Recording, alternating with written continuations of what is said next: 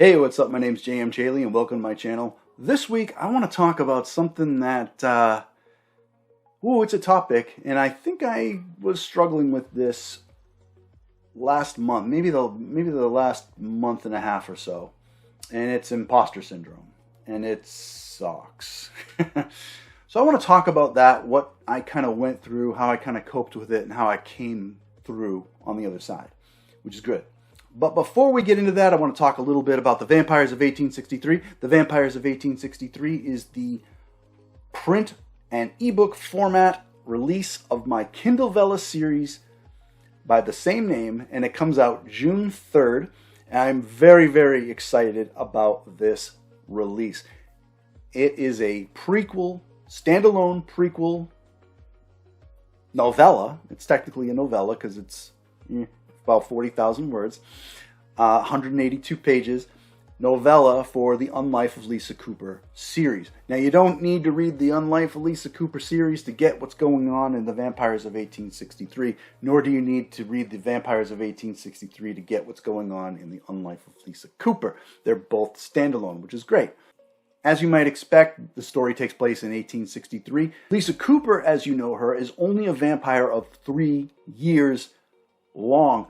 She hasn't been a vampire for that long, and she's still learning the ropes. She's not good at stuff. Back then, of course, her name was Siobhan McQueenie. That was her given name, the name that she had when she was growing up in the North End of Boston after immigrating from Ireland in 1850. So this is a rise to prominence within the Boston, the New England bleed of vampires, when she is caught in the middle of a struggle between vampire and fae, when she stumbles upon a murder. So, lots of adventure, lots of excitement, an exciting origin story for Lisa / Siobhan, and I hope you check it out. It's a lot of fun. I had a great time writing it, and it's got a lot of feels, and even rereading it, what I did recently, right before I had to, as I approved my proofs, going through another reread, I just hit me in all those feels again and excitements in all the right places. So I hope you love it as much as I do. But let's talk about imposter syndrome, which is something I wasn't feeling when I was writing The Vampires of 1863, thankfully. But it hit me while I was in the middle of writing the sequel to The Unlife of Lisa Cooper. And now, I don't know so much that I was considering myself a fraud, like what imposter syndrome typically is. When you think of imposter syndrome, you think, oh, I'm a fraud, I'm no good, and all this kind of stuff. I wasn't feeling like that, but the end result was pretty much the same. I was doubting myself, and I wasn't writing. And I fell into this kind of rut. And why was I doubting myself? Well, I think I inadvertently did it to myself because in the middle of writing my manuscript, I was reading a couple of books on the writing craft itself, which is great. I would highly recommend. These books are fantastic.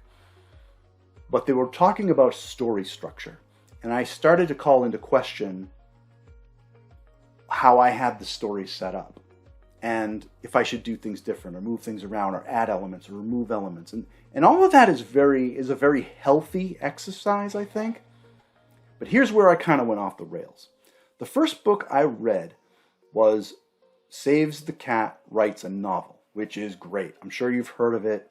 I highly recommend it. I really do.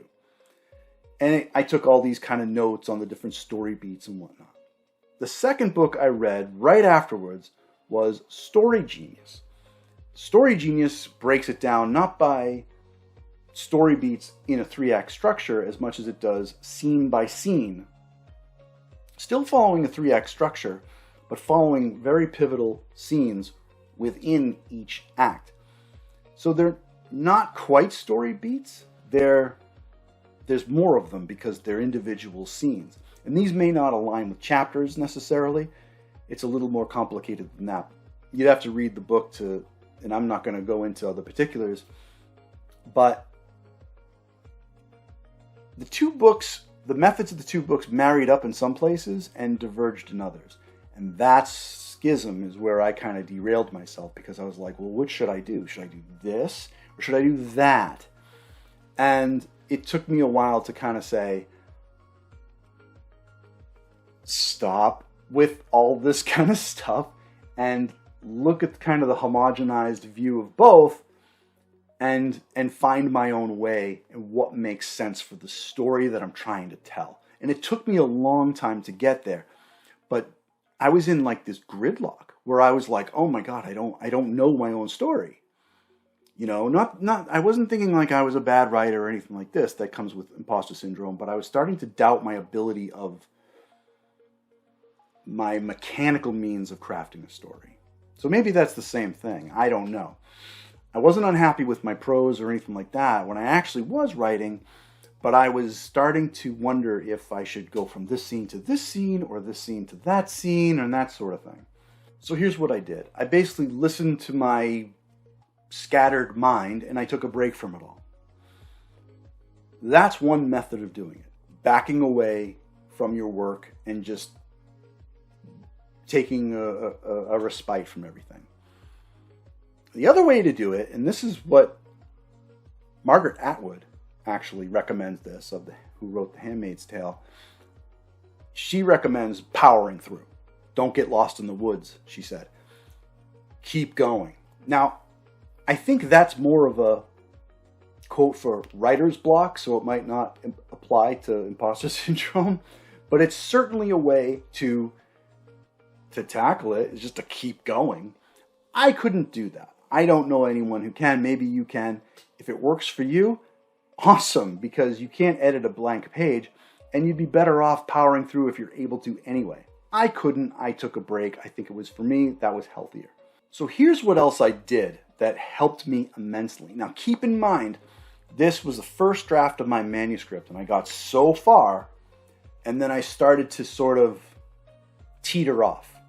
And I started looking at a couple of chapters in particular that I started questioning the structure of it all.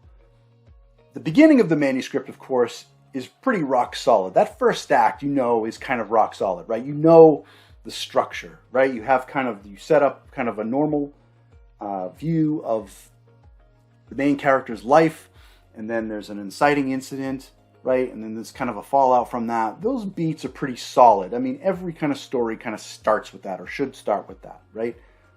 It's the second act when things start to get a little more nebulous. Where do you introduce what? How the story beats kind of work start getting a little bit more fuzzy. You can get a little bit more play within the second act, and that's where the variety can have strength. And that's a good thing. But that's also where I started questioning which direction I should go. So I took the last handful of chapters, maybe 5 chapters or so, plucked them out of my manuscript, and I went and I found myself a couple of alpha readers. And I didn't give them my entire manuscript. I only gave them the 5 chapters or so, and I gave them a high-level overview of what the book was about. You know, this is a vampire main character. She's trying to do X, Y, Z. This is what her goals are. And these are chapters that are in the middle of my book, in the second act. You don't know what happened beforehand. Just tell me, when you read these chapters, how do they grip you? How do they feel? How do they flow? Does it feel like it has a nice arc to it? Is it moving in a way that you'd expect? Do the story beats make sense? All this kind of stuff. And I got positive feedback from my alpha readers, which was great. And that was a great encouragement for me to let me know that I was doing okay. You know, despite my self-doubt, I was doing okay.